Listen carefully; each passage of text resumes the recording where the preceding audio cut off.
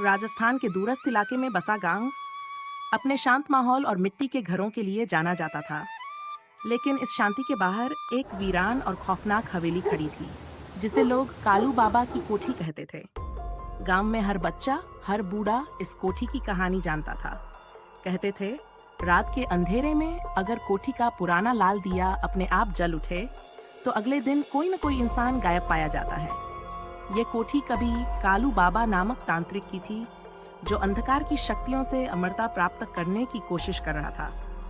उसने काली विद्या से जुड़ी किताबें, ताबीज और मंत्रों को एकत्र कर एक ऐसा प्रयोग किया जिससे आत्मा को बांधने की शक्ति प्राप्त हो। लेकिन एक रात कोठी में जोरदार विस्फोट हुआ।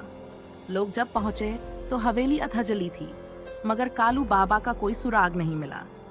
समय बीतता गया, कोठी वीरान हो गई, लेकिन उसकी कहानियां अब भी जिंदा थीं।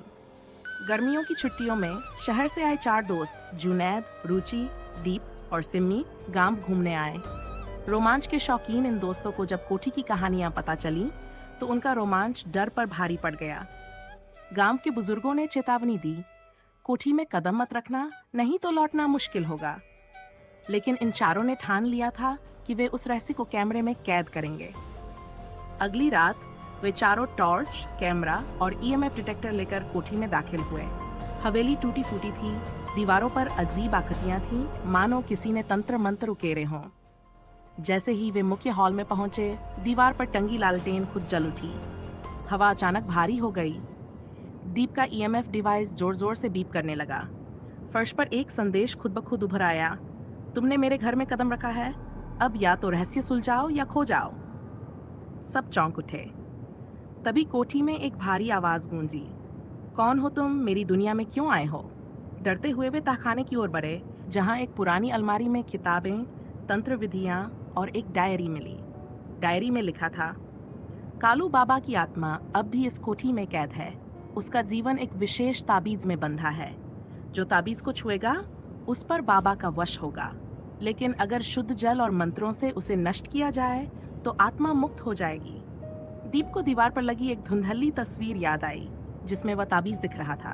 ताबीज हाथ में आया, तेज हवा चलने लगी, दरवाजे खुद ब खुद बंद हो गए, कोठी की दीवारें हिलने लगीं। ताबीज से एक काली धुंध सी निकली और उसमें बना एक लंबा चेहरा छुपाए साया पट हुआ। कालू बाबा, उसकी आवाज गूंजी, अब तुम मेरी शक्ति बनोगे। चारों डर से कांपने लगे, लेकिन रुचि ने हिम्मत दिखाई और डायरी से मंत्र पढ़ना शुरू किया। आत्मा चीखात व साया गायब हो गया।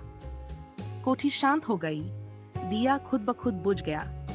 अगली सुबह गांव वालों ने देखा कि कोठी अब डरावनी नहीं लग रही थी। बाद में उसे एक सांस्कृतिक संग्रहालय में बदल दिया गया। चारों दोस्तों को गांव में हीरो माना गया। लेकिन कुछ दिन बाद दीप अपने कैमरे की रिकॉर्डिंग देख रहा था।